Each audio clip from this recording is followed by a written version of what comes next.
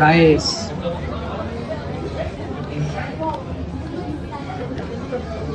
এটা হচ্ছে McDonald's Japan. জাপানি ম্যাকডোনাল্ডসে মোটামুটি 1000 ইয়েন দিয়ে ভালো খাওয়া যায়। এখানে গরু আছে, গরুর আর কি চাপ। এখানে দুইটা চাপ, এটা বড়।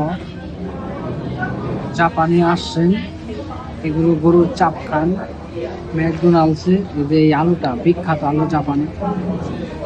এই ম্যাকডোনাল্ডসে যা আমরা খাইতেছি এগুলো সব আমেরিকা থেকে আসে। একটাও জাপানিজ পণ্য ব্যবহার করে না, একটা আলু পর্যন্ত ব্যবহার করে না।